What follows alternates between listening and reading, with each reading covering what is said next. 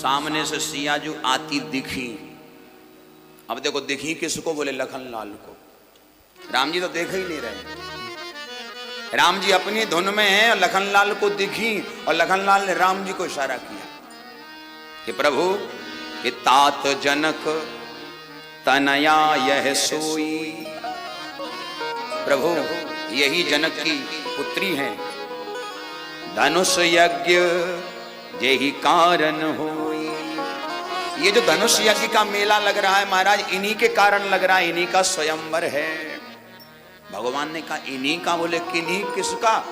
बोले सामने। और जैसे ही राम जी ने सर ऊपर करके सामने दृष्टि डाली तो सियाजू के मुखमंडल पर श्री राम जी की नजरें पड़ी। राम जी की जब नजर पड़ी तो राम जी तो सियाजू को देखते रह गए। अस कहें फिर चितये ते ही ओरा, और सिया ससे मुख भय नयन चकोरा। कितनी अद्भुत बात है कि राम जी ने जब सियाजू को देखा तो राम जी के नेत्र सियाजू के मुखमंडल से हट ही नहीं रहे हैं। सियाजू राम दर्शन कर रही हैं और राम जी सियाजू का दर्शन कर रहे हैं। इसका एक भाव संतों ने दिया कि ये लक्ष्मी और नारायण हैं, लीला के निमित्त यहां पधारे हैं और कई वर्षों में आज लक्ष्मी नारायण एक दूसरे को देख रहे हैं। बोलो जय सिया राम। पवित्र भाव है, मंगल भाव है, एक दूसरे को देख रहे हैं। एक संत ने गाया,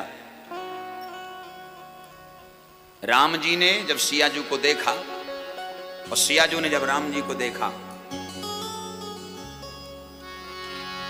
बोलो राम राजा सरकार की जय हो।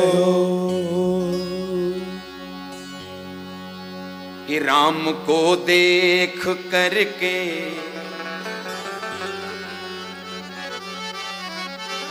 राम को देख करके जनक नंदनी, राम को देख करके जनक नंदनी, बाग में वो खड़ी की खड़ी रह गई। राम को देख करके जनक नंदनी, राम को देख करके जनक नंदनी, बाग में वो खड़ी रह गई। राम को देख करके जनक नंदनी, बाग में वो खड़ी रह गई। राम देखे सिया को सिया राम को, राम देखे सिया को सिया राम को, राम देखे सिया को सिया राम को, राम देखे सिया को सिया राम को। चारों अखियां लड़ी रह गई, चारों अखियां लड़ी रह गई। राम को देख करके जनक नंदनी, राम को देख करके जनक नंदनी।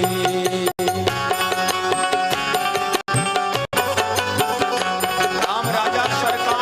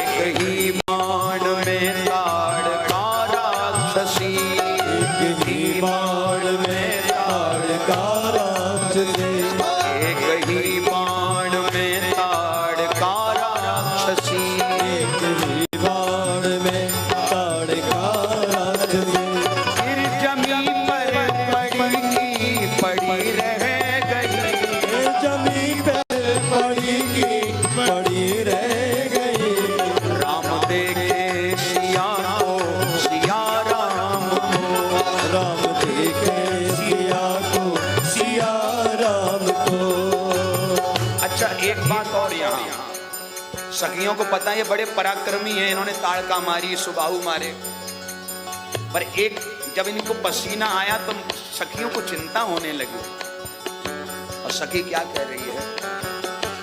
राम को मन के मंदिर में स्थान दे, राम को मन के मंदिर में स्थान दे। कर लगी सोचने मन में ये जान की, कर लगी सोचने मन में ये जान की। तोड़ पाएंगे कैसे धनुष ये कुंवर, तोड़ पाएंगे कैसे धनुष ये कुंवर।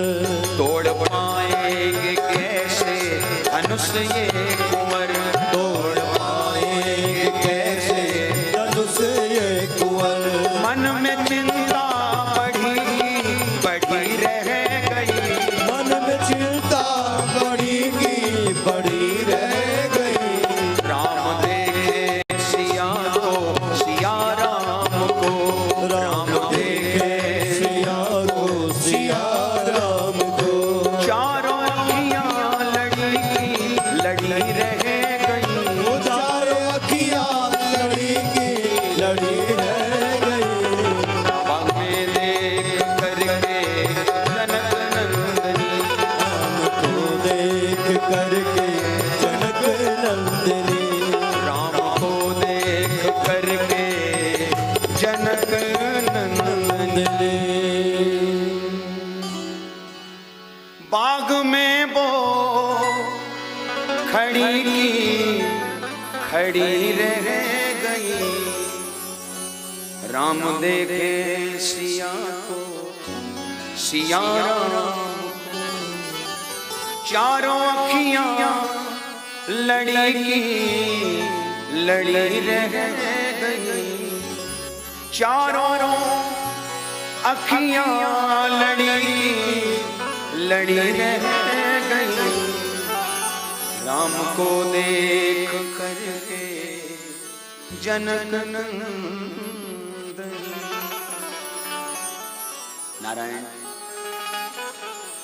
सियाजू के नेत्र राम जी को निहार रहे हैं और राम जी के नयन सियाजू का दर्शन कर रहे हैं। अब दर्शन कर ही रहे थे तो राम जी के हृदय में सियाजू का भाव बन गया और सियाजू के हृदय में राम जी का। स्वाभाविक है, नारायण के हृदय में लक्ष्मी ही रहेगी और लक्ष्मी के हृदय में नारायण विराजमान। पुष्प लेके भगवान पधारे गुरु जी के यहां। यही गुरु महिमा है जो हृदय की बात समझ करके और आशीर्वाद दे दिया। जैसे ही पुष्प दिए गुरुदेव को तो गुरुदेव ने आशीर्वाद दे दिया। सुफल मनोरथ होए तुम्हारे, राम लखन सुन भय सुखा। आपकी मनोकामनाएं पूर्ण हो।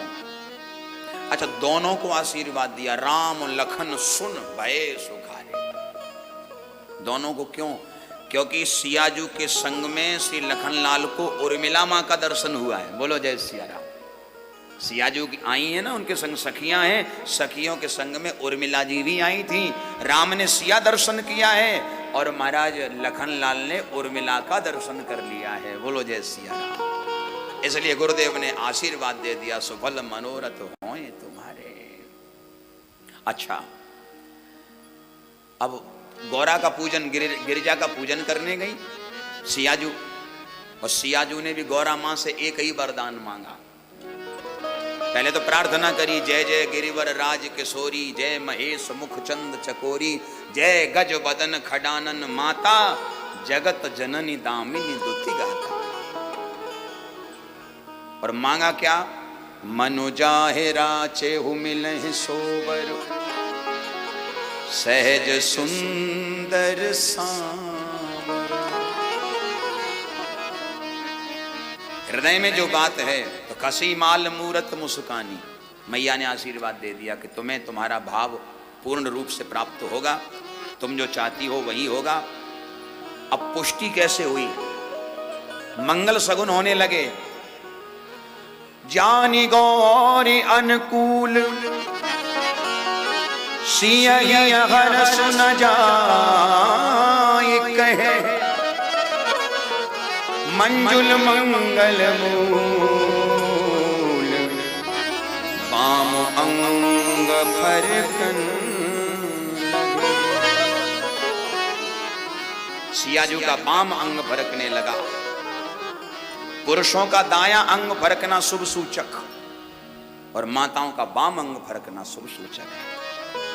आई हैं सिया मां और इधर राजसभा लगी और राजसभा जब लगी तो जनक जी ने घोषणा कर दी। और घोषणा क्या करी? बोले राजा की वीर प्रतिज्ञा ये धनुआ द्वारा पूर्ण होगी और जो वीर धनुष को तोड़ेगा सीता उसको अर्पण होगी। ये शर्त रख दी। अच्छा, शर्त सुनते ही अब देखो वहां मंच लगा, विश्वामित्र जी भी बैठे हैं, राम लखन भी बैठे हैं, लेकिन जैसे ही जनक जी ने कहा ये शर्त रखी तो तुरंत राजा उठे। ये प्रसंग भी बड़ा प्यारा है, ध्यान से सुनना। राजा उठे और कैसे उठे? बोले जल्दी उठे। क्यों? राजा जल्दी क्यों उठे? क्योंकि इन्हें डर है कि कोई और धनुष को ना तोड़ दे। बोलो जय सिया राम। कोई और तोड़े उससे पहले हमें ही तोड़ ली। जल्दी में उठे। अच्छा, उठे तो उठने के बाद इन्होंने किया क्या? बोले परिकर्माधि उठे अकुलाई और चले इष्ट देवन सिरनाई। यानी जो काम पहले करना चाहिए उसे बाद में कर रहे हैं। अच्छा एक बात बताओ, इष्ट देव बाद में सुमिरन किए जाते काम के या काम से पहले? पहले सुमिरन किया जाता है। अपने इष्ट देवताओं का चिंतन हम पहले करते हैं, तब कोई काम चालू करते हैं। हे हनुमान जी महाराज राम कथा करा रहे हैं, बस आपके भरोसे हैं, अब आप ही जाने, आपकी कथा आप ही जाने। तो इष्ट देव का पहले चिंतन किया। अब पता लगे कथा चालू हो जाए उसके बाद कहो हनुमान जी अब चालू हो गई, अब आप संभालो, ऐसे नहीं, पहले चिंतन। लेकिन राजाओं ने क्या किया? बोले परिकर्मादि उठे अकुलाई। पहले उठे, अकुला के उठे, कोई और ना तोड़ दे, चले। और जब चलने लगे तब इष्ट देव का ध्यान आया। चले इष्ट देवन सिरनाई। अब इष्ट देव का ध्यान किया। अब किसी के इष्ट देवता शंकर जी, किसी के गणेश जी। अच्छा ध्यान से सुनना। अब जैसे ही ये चले तो कम से कम इन 10,000 राजाओं में 100 राजा ऐसे थे जिनके इष्ट गणेश जी थे। तो पहले एक राजा चला और 99 बचे। तो एक जो चला उसने सुमिरन किया, हे गणेश जी एक कृपा करना। क्या?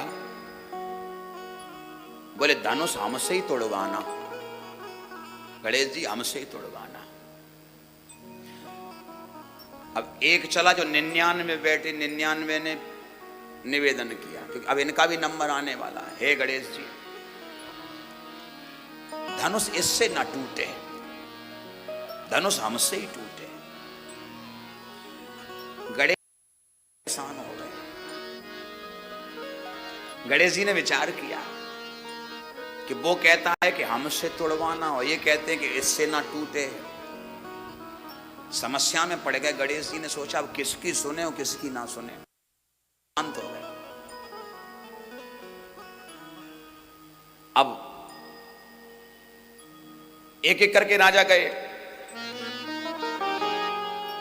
तोड़ने की बात बहुत दूर, हिला भी नहीं पाए। फिर क्या किया? बोले सब इकट्ठे हुए। भूप सहस 10 एक ही 12, 10,000 इकट्ठे हुए। ध्यान से सुनना। किसी ने पूछा इकट्ठे हुए कि एक हुए? इकट्ठे होने में और एक होने में बहुत अंतर है। इकट्ठा होना अलग है, एक होना अलग है। इकट्ठे हुए कि एक हुए? बोले इकट्ठे हुए। अच्छा आप विचार करो, अगर ये 10,000 मिलके धनुष तोड़ते तो विवाह किसका होता? विवाह तो एक का ही होता। तो किसी ने राजाओं से पूछा, यार भाई एक बात बताओ, तुम सब मिलके जा रहे हो, तुम सब धनुष तोड़ोगे तो विवाह किसका होगा? तो राजाओं ने कहा हमने पहले ही सोच रखा है कि पहले मिलके धनुष तोड़ेंगे, फिर आपस में लड़ेंगे, जो जीतेगा विवाह उसी का होगा। बोलो जय सिया राम। अब आप विचार करो, जो जीतेगा उसी का विवाह होगा, यानी जिन्होंने पहले ही सोच रखा है कि हम लड़ेंगे, तो ऐसे संगठन से समाज का कल्याण कैसे हो सकता है? बोलो जय सिया राम। मतलब ही नहीं, हो ही नहीं सकता। दूसरी बात, अब इनसे धनुष तो नहीं उठा, सो बैठ गए। जब ये बैठ गए, जनक जी की नजर पड़ी। जनक जी ने तुरंत क्या, बस बस हो गया, बस। कोई अपने आप को ये ना समझे कोई वीर है। अब जन को माखे भटमानी, वीर विहीन मही में जानी। कोई अभिमान न करे कि कोई वीर है।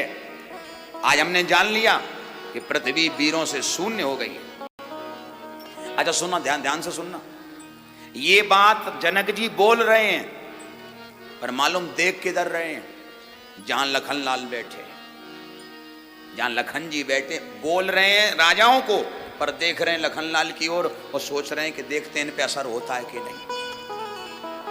जब तक इन पे असर नहीं होगा तब तक बात नहीं बनेगी। जाओ जाओ, तजहू आस निज निज ग्रह जाऊ, लिखा न विधि वैदे ही विवाहू। जाओ जाओ राजाओ, कोई वीर नहीं बचा। और जब ये कहा कि अब जन को माख है भटमानी, ये बात जब कही, उसी समय लखनलाल ने सुनी। और लखनलाल ने जैसे ही सुनी, सो लखनलाल को क्रोध आ गया।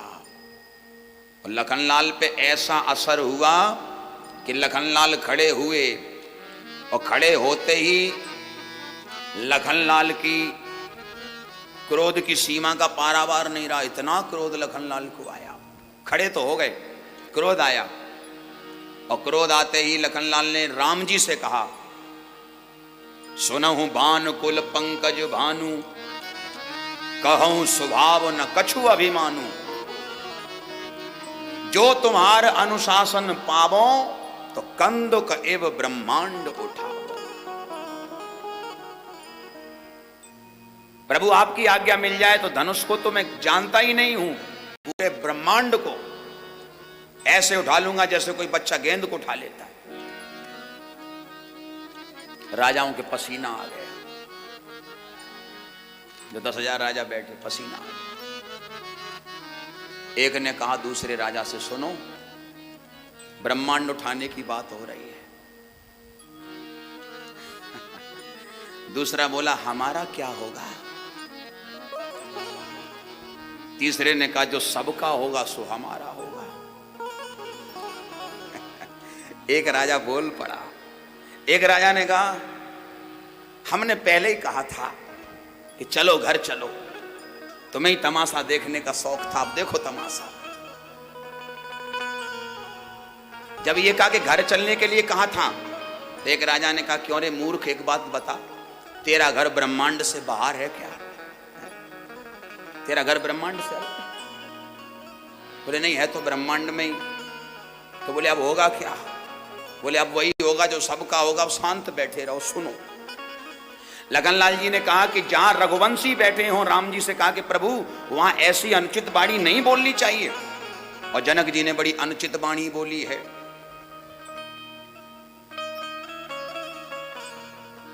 बोलो संत भगवान की जय हो।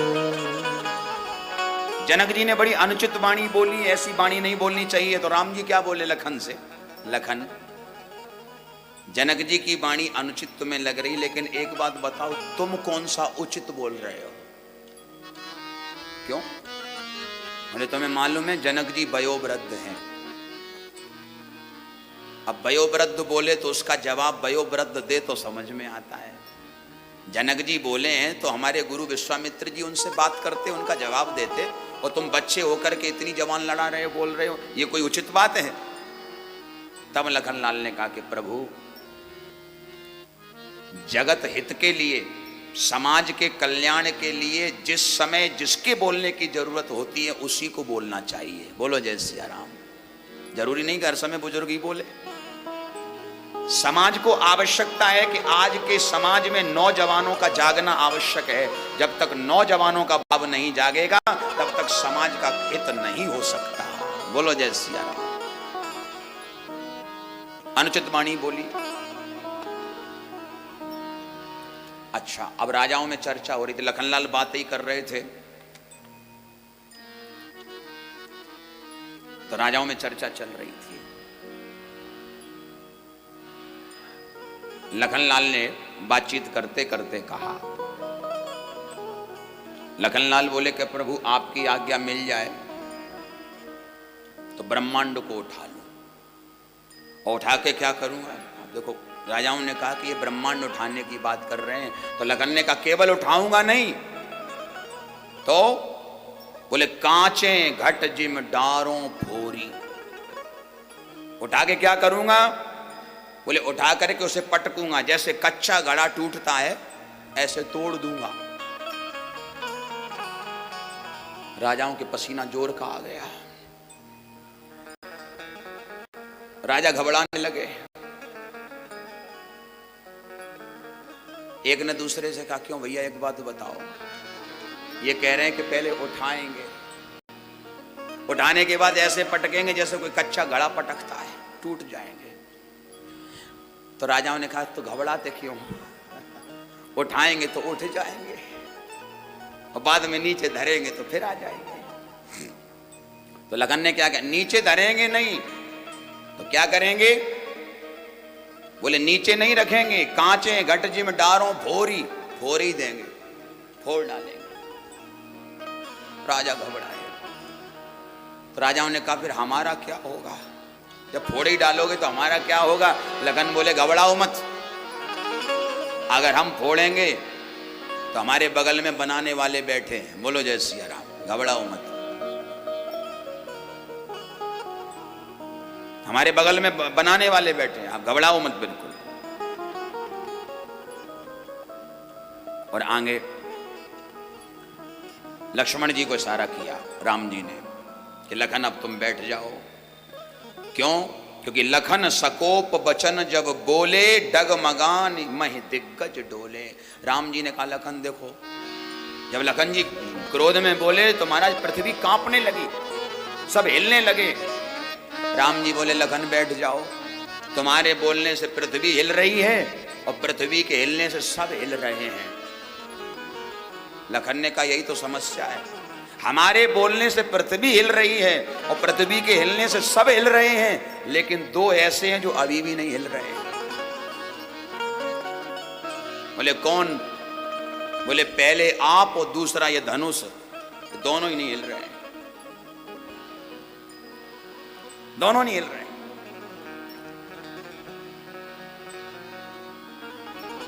जब तक आप हिलेंगे नहीं तो कैसे काम चलेगा? तब श्री राम जी बोले कि लखन मैं जानता हूं तुम्हें पहले खड़ा इसलिए किया गया है क्योंकि तुम हमारी लालिमा हो। सूर्य उदय जब होता है तो उससे पूर्व लालिमा दिखाई देती, पहले लालिमा आती है फिर सूर्य दर्शन होता है, फिर सूर्य प्रकट होता है। तो राम जी कहते हैं लखन तुम हमारे यानी राम रूपी सूर्य की लालिमा हो, पहले लालिमा को प्रकट किया जाता है और लालिमा प्रकट जब हो जाती है तब अरुणोदय होता है। बोलो जय सिया राम। तब सूर्य प्रकट होता है। आहा, इतना सुंदर भाव। क्योंकि जानते हैं लखनलाल क्या हैं? दंड। और राम जी क्या हैं? पताका, ध्वजा। और जब तक दंड खड़ा नहीं होगा तब तक ध्वजा कैसे फहराएगी? लक्ष्मण जी का चरित्र डंडे की तरह है और राम जी का चरित्र झंडे की तरह है। प्रेम से बोलो जय सिया राम। पहले डंडा खड़ा होता है पर तब झंडा लहराता है। तो पहले लखन को इसलिए खड़ा किया गया। अब लखन बैठ गए हैं और गुरुदेव समझ गए और अब विश्वामित्र जी ने आज्ञा दे दी, उठो उठो राम भंजऊ भव चापा, मैटहु तात जनक परितापा। राम जी को आज्ञा दी उठो। अच्छा एक बात और, राम जी जब उठे तो सुन गुरु बचन चरण सिर नावा, हरस विषाद न कछु उर आवा। राम जी उठे, न प्रसन्नता है और न दुख है, न हर्ष न विषाद। क्यों? क्योंकि राम जी जानते हैं गुरु जी के संकल्प में धनुष पहले ही टूट चुका है। गुरु जी के संकल्प में धनुष टूट चुका है। गुरु जी के निश्चय में धनुष टूट चुका है। हमें तो सिर्फ जाके हाथ लगाना है। बोलो जय सिया राम। और गुरु का संकल्प और निश्चय हो जाए फिर क्या कोई काम कठिन रह जाता है? गुरु के निश्चय में तो टूट गया। और अब राम जी चले। अच्छा राम जी जब चले हैं तो कैसे? बोले सहजई चले सकल जग स्वामी और मानहु मंजुबर कुंजर गामी। जैसे एक मतवाला हाथी चलता है वैसे प्रभु श्री राम चल रहे हैं। और चलते चलते जब धनुष के पास में पहुंचे तो सियाजू बैठी बैठी प्रार्थना कर रही थी।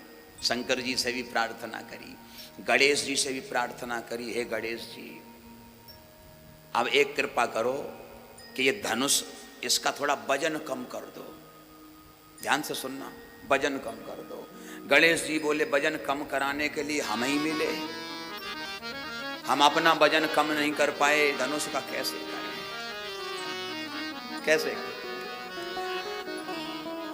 हमारे अंदर इतना वजन, हम कैसे वजन कम करें? तब एक संत ने बड़ा प्यारा भाव दिया। गणेश जी से सियाजू कह रही हैं कि आपका वजन देखने में तो बहुत दिखता है, लेकिन वजन को कंट्रोल करना, वजन को घटाने में आपके अंदर एक दिव्य गुण है कि आप वजन को घटा लेते हैं। क्यों? बोले आप विचार करो, अगर आपके अंदर वास्तव में वजन बहुत ज्यादा होता तो बेचारे चूहे की क्या हालत होती। चूहा बहन है गणेश जी का, उसकी क्या हालत होती। इसलिए आपके अंदर वो सामर्थ्य है कि आप वजन कम कर सकते हो। अब गणेश जी कह रहे हैं ठीक है देखते हैं। तब तक सियाजू ने धनुष को कहा एक काम करो तुम ही अपना वजन कम कर लो। गणेश जी अब धनुष को कहा तुम ही कम कर लो। धनुष बोले कि हम अपना वजन कम तो कर लें पर ये वजन ले कहां जाएं। तब सियाजू बोली कि ऐसा करो ये वजन राजाओं पे धर दो, ये 10,000 बैठे। क्यों? बोले आप बहुत वजनदार हो इसलिए हिले नहीं हो, और ये राजा जब से आए तब से तिनके की तरह उड़ रहे हैं, हिल रहे हैं। थोड़ा वजन इन पे पड़ जाएगा तो इनका हिलना बंद हो जाएगा। बोलो जय सिया राम। नाना प्रकार से प्रार्थना जानकी जी ने करी है। और इसके बाद राम जी धनुष के पास पहुंचे और धनुष के पास राम जी गए और वहां जाकर के गुरु ही प्रणाम मन ही मन कीन्हा, अति लाघव उठाय धनु लीना। तेहि क्षण मध्य राम धनु तोरा, तेहि क्षण मध्य राम धनु तोरा, तेहि क्षण मध्य राम धनु तोरा। तेहि क्षण मध्य राम धनु तोरा। हरे भुवन धुने घोर कठोरा, हरे भुवन धुनि घोर कठोरा। जय सिया राम राम जय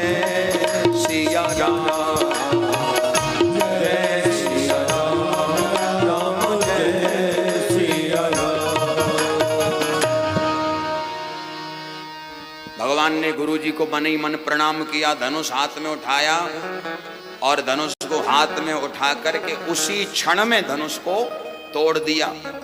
भयानक महाराज आवाज हुई, सब लोग बड़े प्रसन्न हुए, धनुष टूटा, सब प्रसन्न हुए। एक आदमी ने धनुष को कहा कि भैया सब तो प्रसन्न हो रहे हैं लेकिन तुम तो रोए हो गए। धनुष ने कहा क्यों? बोले तुम तोड़ दिए गए। तो रोना स्वाभाविक है, तुम तोड़े गए हो तो रोए हो गए। तो धनुष ने कहा नहीं नहीं रोए नहीं, अच्छा हुआ हम तोड़ दिए गए। क्यों? बोले जब तोड़े नहीं गए थे तो उससे पहले हम दूसरों को तोड़ते थे। बोलो जय सिया राम। तोड़े नहीं गए थे तब हम पहले दूसरों को तोड़ते थे, लेकिन आज सबसे बड़ी कृपा ये हुई है कि आज हम टूटे जरूर हैं लेकिन दो को जोड़ के टूटे हैं। बोलो जय सिया राम। टूटे जरूर हैं लेकिन दो को जोड़ के टूटे हैं। और जोड़ करके टूटना अच्छा है लेकिन जुड़े रह करके तोड़ना अच्छा नहीं है। बोलो जय सिया राम। एक संत कहते थे कि एक संत बोलते थे कि दो दिलों का मिलन यदि हो रहा हो, अगर दो दिलों के मिलन के लिए एक दिल को टूटना पड़े तो उस एक दिल को टूट जाना चाहिए। तो नारायण धनुष का खंडन हुआ है और उसी समय सियाजू जयमाल लेकर के सखियों के संग में श्री राम जी के सामने